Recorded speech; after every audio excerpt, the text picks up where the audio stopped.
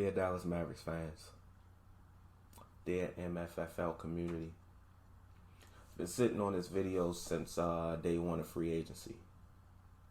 And I've seen a lot of things on social media, mainly Twitter, that have bothered me very, very much. And things within the Dallas Mavericks organization that has bothered me very, very much. And things in the organization that should bother you very, very much, but doesn't seem to bother you very, very much. But you're bothered very, very much by the people who are bothered by this very, very much. We went into this free agency with high expectations. Well, I didn't, but most of the fan base has. Whether we should have or shouldn't have, it's besides the point. We got a new general manager who was very hyped up, has ties to a lot of players within the league. We have a new coach, Jason Kidd, who a lot of players seem to like. Player coach, so to speak. We went in with a few dollars, some money to make some moves. And a lot of people thought, man, we're going to get DeMar DeRozan. Man, we're going to get Kyle Lowry. Man, we're going to get this person, that person. And if you listen to people who don't pay much attention to the NBA, they'll say, oh, well, this free agency's kind of weak. In terms of superstars and all-stars, you're absolutely correct. This free agency is weak. If there's a team out there looking for a superstar or a star to sign to put their team over the top, this isn't the free agency for you. I don't think the Dallas Mavericks need that. In my humble opinion, all the Dallas Mavericks need were very good role players to fill the needs that we had. And if you ask a lot of fans on Twitter, they'll say, well, we did that. The Mavericks did that. They did that in day one. You guys aren't happy with anything.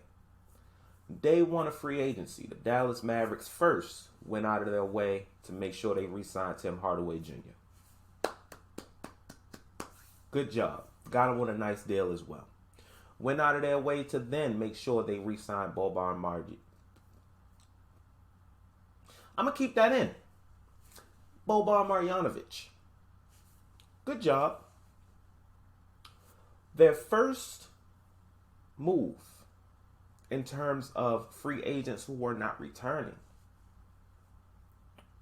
was to sign Sterling Brown, a.k.a. Shannon LaBrother. Guy who played 50 games on the Houston Rockets team last season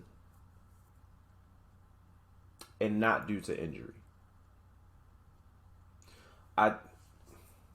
Their next course of action was to go out and sign Reggie Bullock, sharpshooter who performed well last year for the New York Knicks. And this is when all hell broke loose. These two signings were the only two signings the Dallas Mavericks have made thus far. And we're into day 3 of free agency. Granted, the Mavericks were aggressive in pursuit. They went after Kyle Lowry. Apparently they had interest in DeMar DeRozan. They threw some money at Bobby Portis. I appreciate that. I respect it.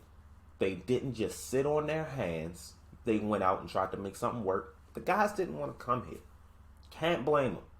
But if those are the only 3 you went after and decided to say, all right, well, let's get these guys, that's unacceptable. That's absolutely unacceptable. The needs that were very present for the Dallas Mavericks, for the world to see in the playoffs against the Los Angeles Clippers. Defense, perimeter defense.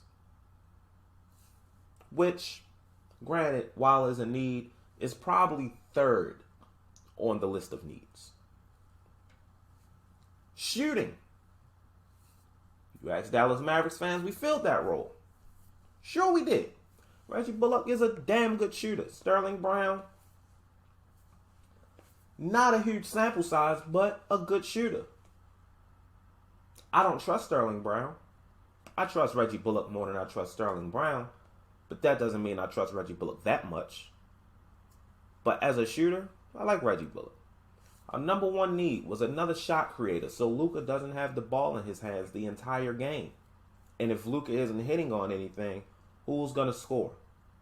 Nobody. We saw it in the playoffs. We saw it in the regular season. And Mavs fans are delusional.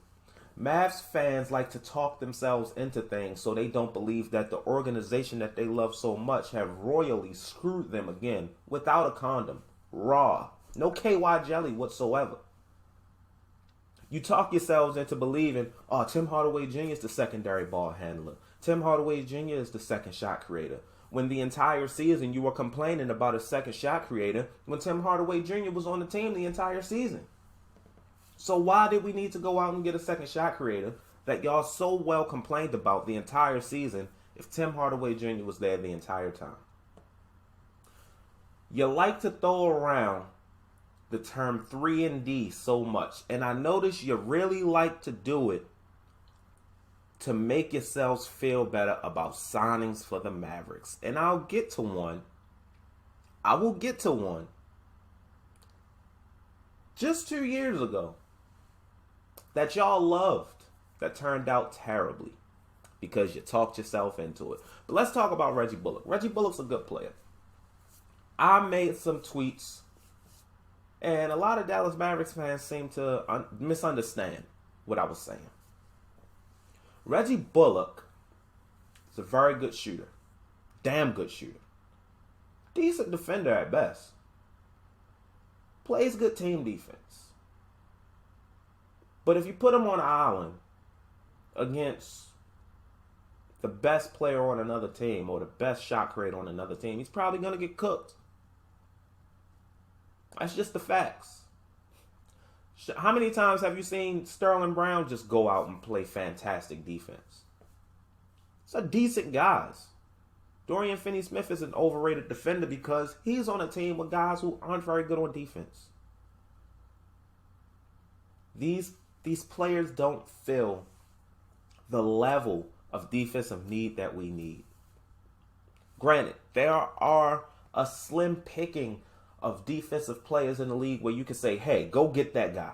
Lock him down. Stop him. Make sure he gets no bucket. It's not a lot of guys out there like that that's free. But don't talk yourself into believing that these are those guys. Because they're not. And that's okay. But when you talk yourself into believing such and present them as such, you're going to get disappointed when you find out they're not that. Because they never were. They never were. And that's okay. They don't have to be. We felt the need of shooting with Reggie Bullock, right? Cool. Let me ask y'all a question. What happens for the people who were like, hey, this is good for the team, this improved us, we felt the needs? What happens when Luka, say he's struggling, only guy that can get a shot off and it's not helping, and he kicks it out to other shooters in the playoffs, in the regular season? We've seen it happen, and guys aren't hitting. Because that's going to happen. We watched it happen with the Milwaukee Bucks. Luckily, they had, talented enough players to still go win a championship. Giannis, Chris Middleton, Drew Holiday. Luckily, they had that. But if they just relied on their shooters, they would have lost. Would have been eliminated from the playoffs much sooner. I see this Dallas Mavericks team as presently constructed as a first-round exit. That's if we get past the play-in. Back to the statement I made earlier about a player the Dallas Mavericks signed in 2019 who you all swore was going to be perfect next to Luka, great starting point guard, very good on defense. DeLon Wright. Reggie Bullock and Sterling Brown are very reminiscent of DeLon Wright. And Mark Cuban and Donnie Nelson really made y'all believe that they went into free agency with the mindset of signing DeLon fucking Wright. And y'all believed it. And y'all hyped yourselves up so much, you believed DeLon Wright was going to be some starting caliber point guard next to Luka Doncic. And when he was not, you were disappointed. Because he was never that. Decent player. Not what you told us or what you thought and told yourself he would be. And that's exactly what's going to happen with Reggie Bullock and Sterling Brown if y'all don't relax. Not everyone has to like what the Mavericks are doing. I said my issue with Reggie Bullock and Sterling Brown was that we went out in the first hour of free agency and signed a role player like Reggie Bullock, who would have been there in day 2 or day 3. Sterling Brown, who I guarantee you probably would have been there in day 5, instead of going after guys we could have gotten. Granted, a lot of people don't like Devontae Graham. I get it. Small guy. Doesn't play much defense. Doesn't play defense. Is a volume shooter. Can be very streaky. But guess what? He's a shot creator. If we need him to go get his own bucket, I guarantee he could do it. He feels that need. Pelicans got him for $11.5 million. Mavericks got Reggie Bullock for 10. We're with Reggie Bullock for 3 years. He's 30 years old. Is that what you want? Him just, going around shooting for us? I mean, cool, if it helps, but that doesn't move the needle. Not even a centimeter. Does not move the needle. We can't ask Reggie Bullock to go get a basket for us. Look at the Chicago Bulls. What they have done, that organization has done to put talent around Zach LaVine, which I will be making a video on later. Dallas Mavericks have not done what they're supposed to do. Now they're sitting on their hands waiting to get Goran Dragic. And once again, y'all have talked yourselves into, hey, we aren't getting anybody. If we get Goran Dragic, this will help the team so much. Will it? How much will Goran Dragic really move the needle? You want Goran Dragic starting on this Dallas Mavericks team with Luka Doncic? Or do you want Goran Dragic coming off the bench with Jalen Brunson? One of those things has to happen. 36-year-old Goran Dragic is going to move the needle for the Dallas Mavericks. All because him and Luka are best friends. Right? No. And I understand. I'm about to get to the Dallas Mavericks organization in a minute and their shortcomings. But you got to stop talking yourselves into things that just aren't reality. Let things be what they are. Accept things for what they are. And the fact is, Dallas Mavericks sold us this offseason so far. Now, granted, still some time left in free agency. Who knows? They might pull the rug from underneath us, shock me, make me look stupid. I'd have to come on here and apologize and be happy that the moves they've made. But right now, that's not the case. Dallas Mavericks reportedly, not sure if this is true. This came from Tim McMahon on the Lower Post podcast. Shout out to Tim McMahon. Dallas Mavericks do not want to come off of Dwight Powell's $10 million or $11 million contract because he's loved within the organization. What does Dwight Powell being loved within the organization have to do with us winning games? Harrison Barnes was loved within the organization and the city, and you traded him in the middle of a game. Make that make sense to me, and Harrison Barnes is much better than Dwight Powell. So, like I said, Goran Dragic wouldn't move the needle for us, but it will be talent, right? Nice expiring contract to have on the team. And you don't want to get this player because you don't want to move off of Dwight Powell. Chicago Bulls got Lonzo Ball for Garrett Temple, Tomas Satoransky, and a pick. We have guys like Trey Burke on this team still. Dwight Powell on this team still. I love him, but Willie Cauley-Stein on this team still. And we're doing nothing with these guys. Maxi Kleber on this team still, who I also love. But these are contracts that can be put together and moved to get us talent that can actually help us, not only in the regular season, but in the playoffs as well. This Dallas Mavericks organization is not doing their job this offseason, and it's the third offseason in a row. At this point, I don't know what to expect. Actually, no. I know exactly what to expect. Nothing. And mediocrity. They still have time to fix this, but I have no faith that they will. And I'm not stressed or upset about this offseason because I saw it coming. The proof was in the pudding. Why would you expect things to change? Going about things the same way, expecting a different result. Definition of insanity. And a lot of y'all are insane right now. And you're showing your insanity by talking yourselves into this bullshit that the Dallas Mavericks is feeding you.